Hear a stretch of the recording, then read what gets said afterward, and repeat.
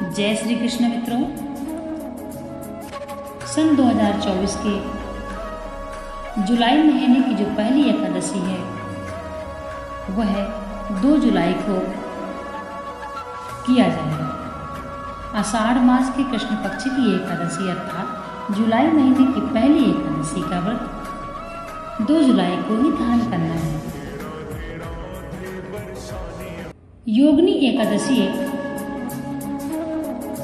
की पूजा किस प्रकार करनी चाहिए तथा इसके व्रत का क्या महात्म्य है और फिर बाद में कथा पढ़नी चाहिए। तो एकादशी के दिन पहले आपको क्या करना है कि ब्रह्म मुहूर्त में उठना चाहिए। ब्रह्म मुहूर्त में उठने के बाद आपको स्नान आदि करके सूर्य भगवान को जल देना चाहिए। इसके पश्चात आपको मंदिर जाना चाहिए। जैसे आपके पास कोई दिवाला हो, चाहे शिव जी का मंदिर हो, चाहे विष्णु भगवान का मंदिर हो, चाहे किसी भी भगवान का मंदिर हो, लेकिन आपको मंदिर है तो आपको जाना चाहिए और मंदिर में जाकर भगवान की पूजा करके संकल्प करना चाहिए कि हे प्रभु, मैं एकादशी का व्रत धारण कर रहा हूँ, मुझे शक्ति प्रदान करें तथा जो भी मेरे से व्रत के दौरान गलतियां हो जाए प्रभु उनको माफ करें। इसके पश्चात आपको घर में आकर अपने घर की भी पूजा करनी है। घर की पूजा भी यदि आपके पास आप घर में भगवान विष्णु की प्रतिमा है तो आपको या फिर लड्डू गोपाल है उनको पंचामृत से स्नान कराना है। यह एकादशी के व्रत में आवश्यक होता है। तो पूजा आपको किस प्रकार करनी है? आप सबसे पहले अपने पूजन की पूरी सामग्री अपने पास रख लीजिए। इसके पश्चात आप हाथ में फूल, देखिए एकादशी के दिन चावल का बिल्कुल भी प्रयोग नहीं होता है, ना ही खाने में और ना ही भगवान की पूजा में। तो इस बात का ध्यान रखें कि उस दिन पूजा में आपको चावल की जगह सफ़ेद तिल लेना है। आपको सफ़ेद तिल थोड़े से चावल लेकर भगवान का ध्यान करना चाहिए, गौरी गणेश का ध्यान करना चाहिए और पृथ्वी माता में आपको अर्पित कर देना है। सबसे पहले पृथ्वी माता की आपको पूजा करना है। पृथ्वी माता में आप चाहें तो स्वस्तिक बना दें, ओम बना दें या आप छोटा सा अष्टदल का कमल बना दें। फिर उसके पश्चात उसके ऊपर आपको कलश स्थापित करना होता है। तो सबसे पहले आप भगवान का ध्यान करते हुए पृथ्वी माता में पुष्प और तिल छोड़िए। जो हम तिल बता रहे हैं सिर्फ एकादशी के दिन यह करना है, बाकी सब दिन चावल आपको प्रयोग करना है। और पृथ्वी माता में सिंदूर लगाइए, पुष्प चढ़ाइए, जो भी आप पूजन की सामग्री है वह सब कुछ चढ़ाइए। जैसे कि मावे की बनी मिठाइयाँ हैं, इस प्रकार से, और दीपक जलाकर रखिए। इसके पश्चात आपको कलश की स्थापना करनी है।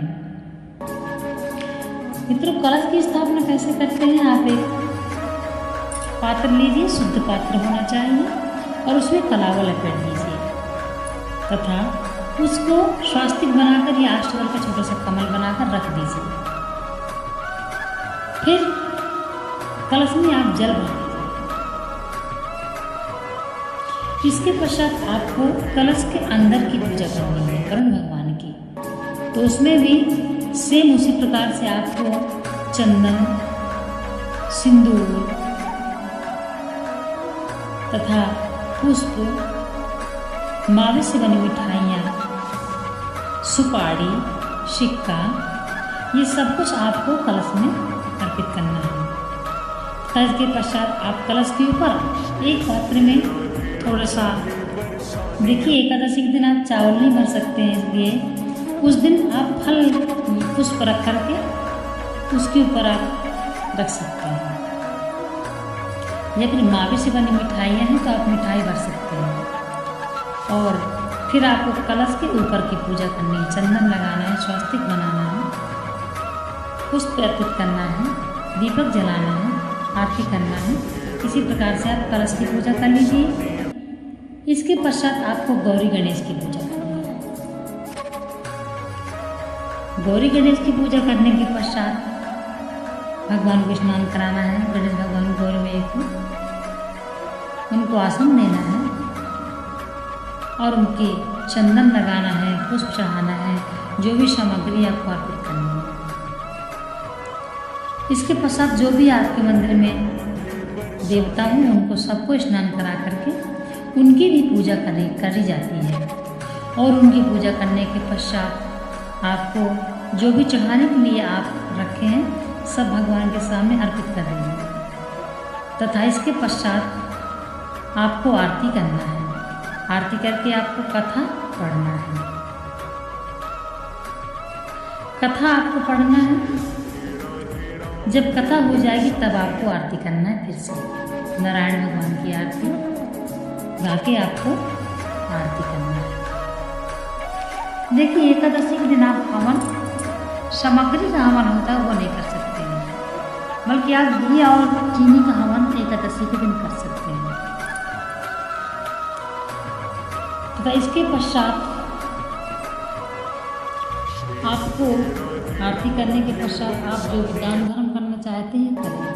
आप ब्राह्मण को दान देना चाहते हैं अवश्य दें, लेकिन उस दिन दान में यह ध्यान रखें कि अन्न से बना हुआ कोई भी खाने का सामान नहीं होना चाहिए। जैसे प्रसाद रीति में शुद्ध भाव से बनी मिठाइयाँ ही भगवान को अर्पित करना चाहिए, क्योंकि यदि हम एकादशी का धारण करें हैं और बाजार से ला के मिठाइयाँ अर्पित करते हैं तो उसमें आटा भी मिला हो सकता है, कुछ भी ऐसा मिला हो सकता है जिससे कोई भरोसे के लायक नहीं है। इसलिए यदि आपके घर में व्यवस्था होती है तो आप खुद से थोड़ा सा खोया बना के आप माँ की मिठाई बना लीजिए तथा भगवान की आरती करें कथा के पश्चात। और भगवान का कीर्तन करना चाहिए। कथा के पश्चात भगवान का कीर्तन भी करना चाहिए।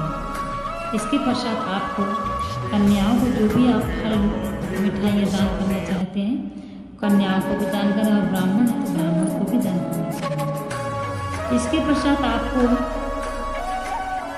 भगवान का जो चरणामृत है वह आपको लेना चाहिए। चरणामृत पी के सर में हाथ धुलाया जाता है, हाथ धुला नहीं जाता है तुरंत। बाद में आप हाथ धो सकते हैं, पहले आपको ये हाथ अपने सर में धोना तथा चरणामृत भगवान का आपको पीना चाहिए।